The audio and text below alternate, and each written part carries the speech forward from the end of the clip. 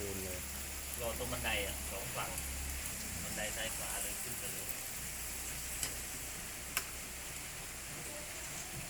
ขายไปอย่าได้ตังค์ซื้อเบียร์กิน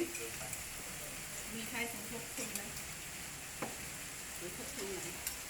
พูดถึงคนที่อยู่นะ